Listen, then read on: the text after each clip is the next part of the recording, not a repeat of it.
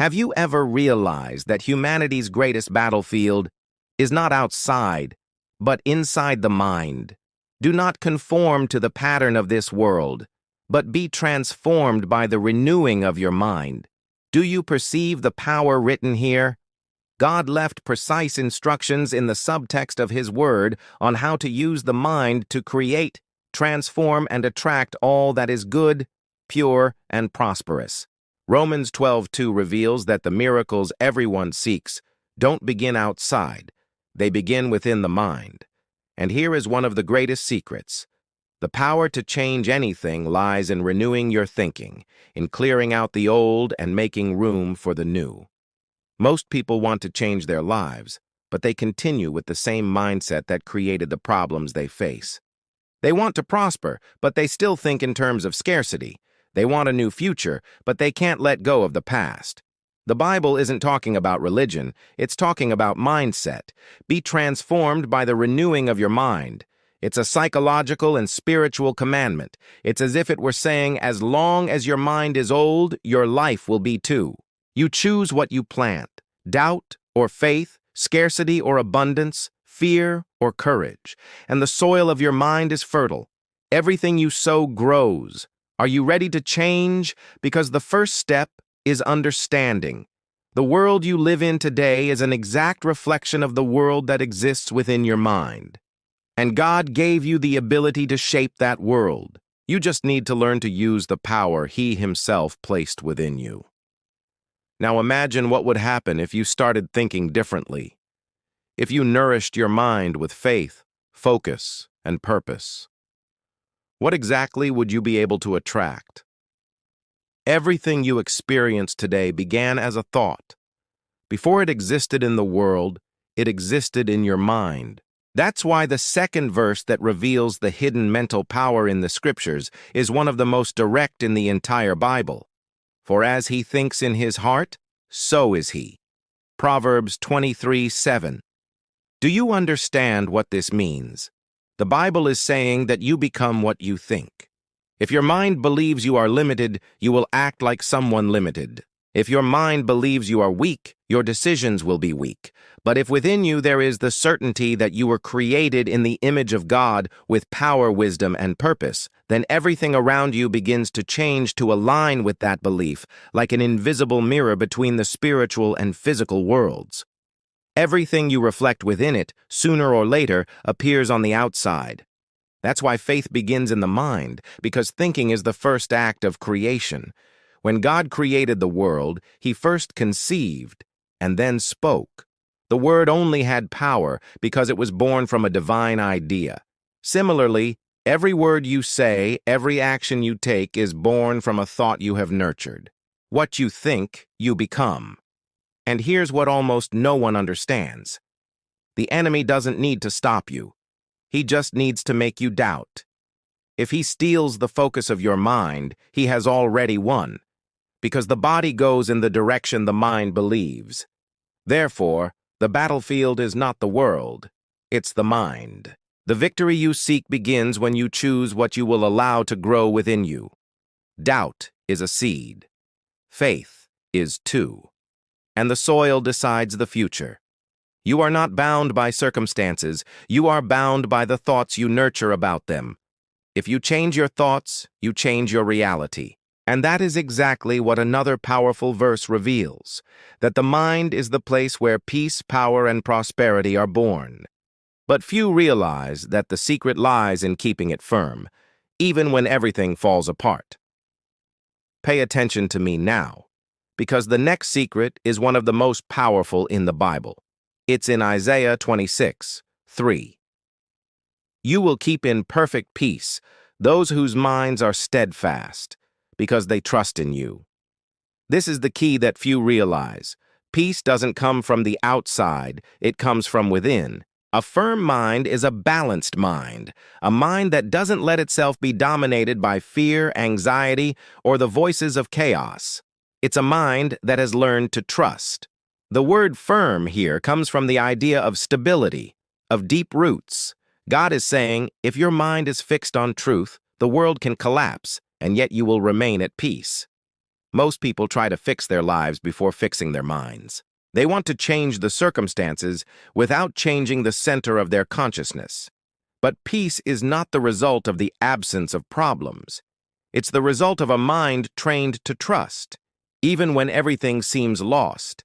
And this is where the power of focus comes in. The mind that learns to remain focused on something greater than fear wins. That's why people with genuine faith seem unshakable. They don't have fewer problems. They have a disciplined mind. They know that as long as the mind remains on God or on divine purpose, chaos has no power to dominate them.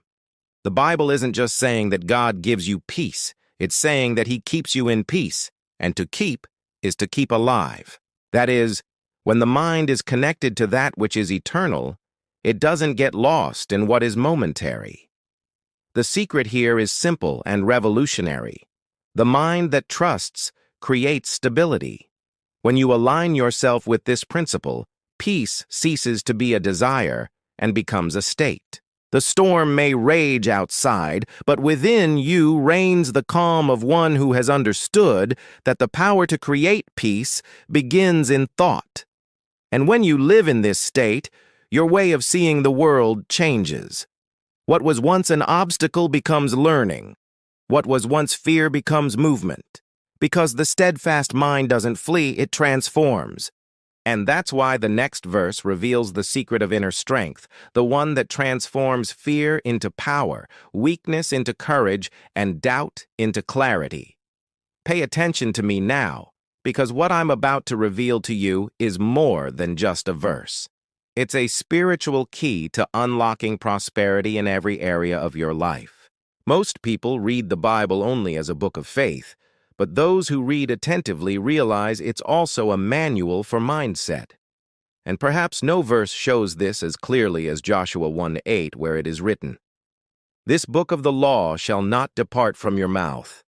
Meditate on it day and night so that you may be careful to do according to all that is written in it. Then you will make your way prosperous, and then you will have good success." Now imagine with me. God is about to place Joshua in front of a promised land, a territory of abundance. But before giving wealth, God gives a mental command. Meditate on it day and night. God isn't saying work harder, exert more effort, or accumulate more. He's saying think better, think consistently, think spiritually. Because prosperity, before being material, is mental. The secret to attracting what you desire lies in keeping your mind aligned with the right purpose.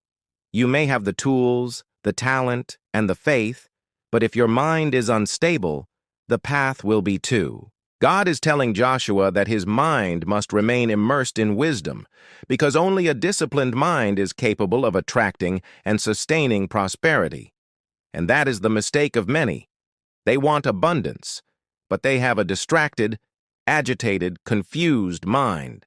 They think of greatness in the morning and scarcity at night, and the universe responds to what is constant, not to what is momentary. That is why God says, meditate day and night.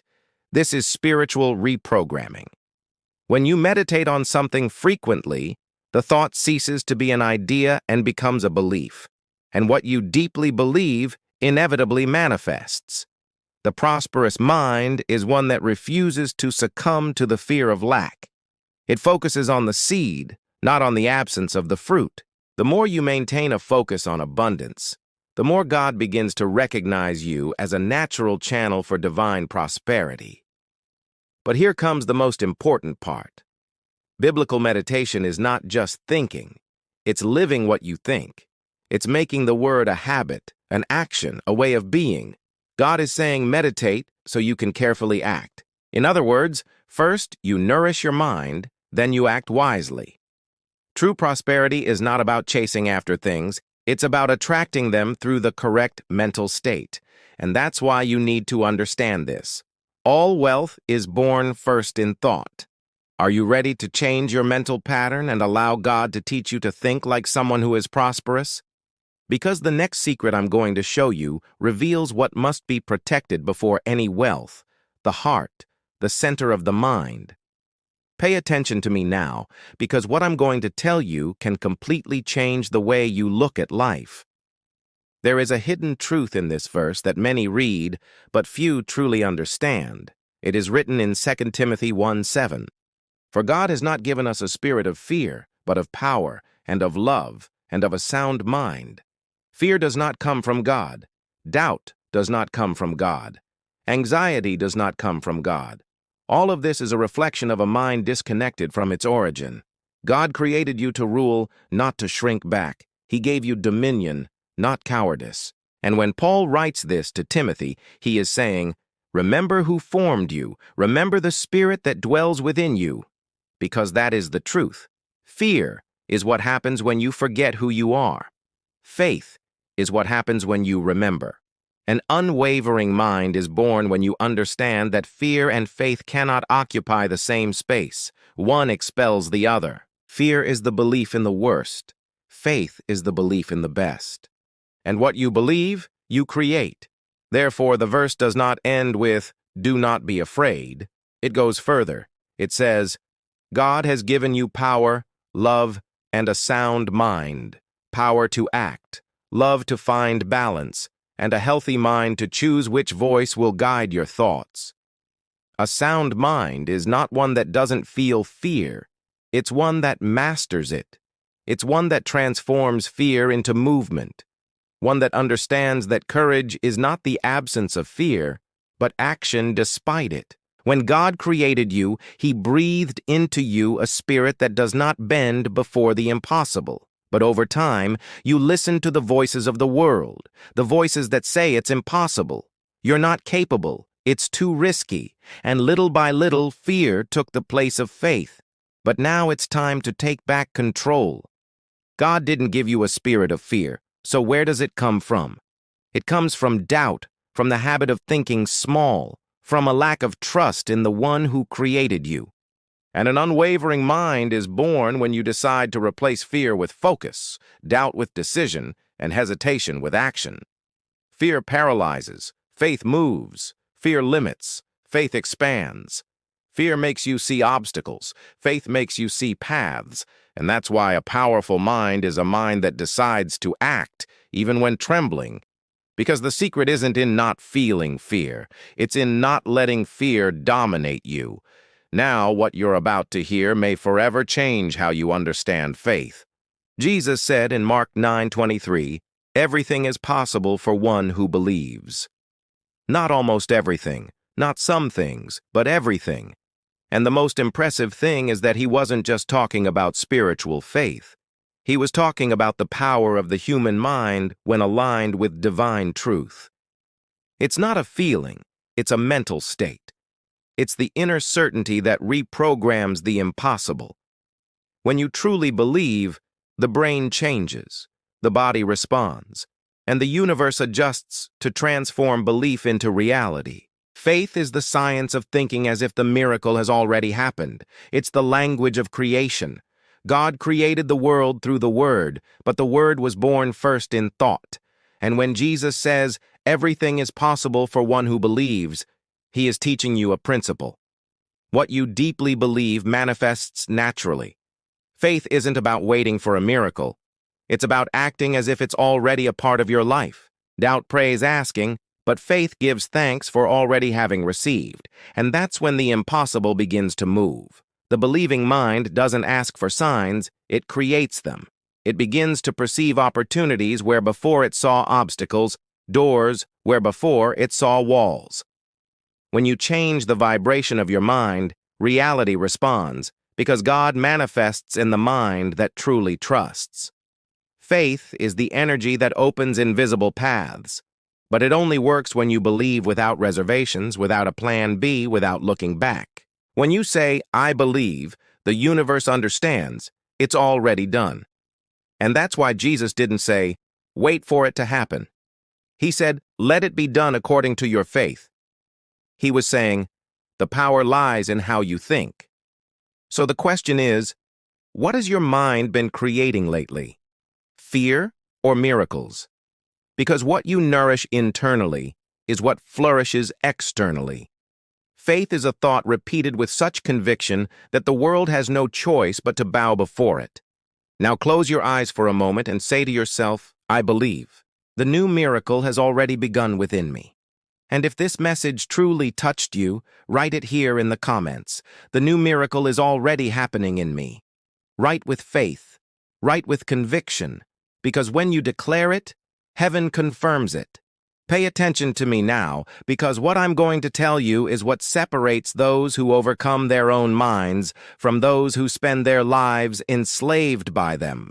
It is written in 2 Corinthians 10:5, taking every thought captive to the obedience of Christ. Do you understand what this means? The Bible is showing you that the greatest war you will face in life is not external, it's internal. It's not against people. It's against thoughts. It's not against the world. It's against the voices inside your head. And Paul is saying, take every thought captive. That is, don't let your mind dominate you. Dominate yourself, your mind. The enemy doesn't need to bring you down if he can make you doubt yourself. That's how spiritual warfare begins. A negative thought enters, and you believe it's yours. But not every thought that comes to you belongs to you. Thoughts are like arrows. Some come from faith, others from fear. And you choose which ones to let stay. When Paul speaks of taking captive, he is teaching you a powerful weapon, filtering the mind, learning to identify what comes from the light and what comes from the darkness. Fear says, you won't succeed. Faith responds, I can do all things through him who strengthens me. Discouragement says, you are alone. Truth responds, God never abandons me. That's how you win the mental war, replacing lies with promises. The mind is the field where the enemy tries to sow chaos, but it is also the altar where God plants wisdom. And what grows depends on whom you feed. If you repeat thoughts of defeat, your brain will begin to believe that defeat is normal. But if you decide to think like a winner, even when everything seems contrary, your spirit is strengthened, your body responds, and your energy changes.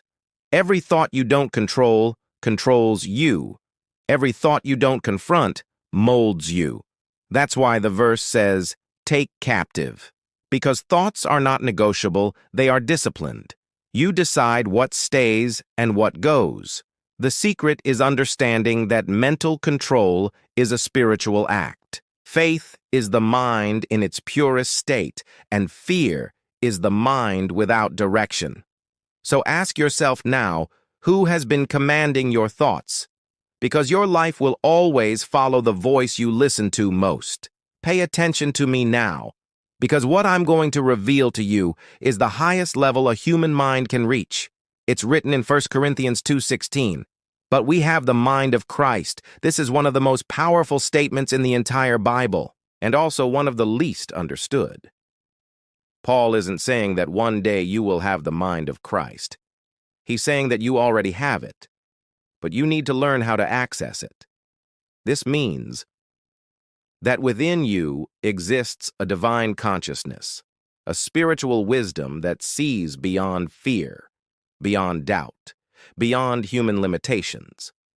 To have the mind of Christ is to think clearly, purposefully, and lovingly. It is to see situations not as a problem, but as part of a plan. It is to think with faith when everything seems to collapse. Christ did not react to chaos. He reorganized it with words and presence. And that is what happens when you awaken this mind within yourself. You stop acting impulsively and begin to act intentionally. The mind of Christ is calm in the midst of the storm, firm in the face of injustice, and confident in the impossible. It is the mind that does not get lost in negative thoughts because it is anchored in truth. And truth sets you free. When Paul says that we have this mind, he is reminding you of a forgotten power, the ability to think as God thinks, not in the sense of controlling the world, but of understanding when you access this frequency, fear loses its voice, the ego loses strength, and love gains dominion.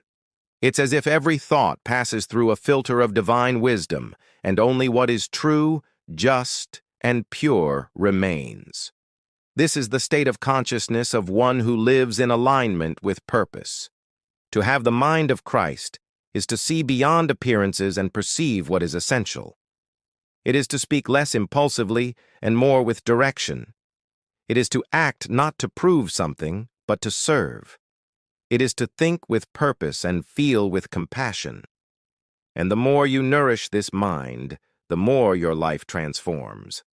The same situations continue to exist, but now you see them with the eyes of one who understands the meaning behind them. But his presence doesn't change. And when your mind rests on this truth, chaos loses its power to dominate you. Peace is not the absence of war. It's inner mastery. It's when you learn to breathe deeply, silence the noise, and say, "Nothing will take me from my center because my center is God." When the mind becomes firm, the soul becomes light. Because it's not the noise from outside that destroys, it's the noise from within that you haven't learned to silence. And that's why Isaiah uses the word, "you shall preserve." Because peace is not something you gain, it's something you maintain. You build it, you care for it, you protect it. And every time fear tries to take over, you return your thoughts to the source. Peace is focus. Peace is discipline. Peace is faith in the form of silence. Pay attention to me now, because the verse I'm going to reveal to you carries one of the deepest secrets about the human mind and the power of faith. It's written in Proverbs 23:7. For as he thinks in his heart, so is he. This isn't just ancient wisdom, it's divine psychology. The Bible says you are the exact reflection of what you continually think about. What inhabits your mind becomes the mold of your life. If your thoughts are filled with fear, your life is filled with uncertainty. If your thoughts are filled with faith, your life moves towards miracles. The mind is the spiritual ground where you plant your reality. And here's what almost no one understands. What you plant in silence, you reap in the form of destiny.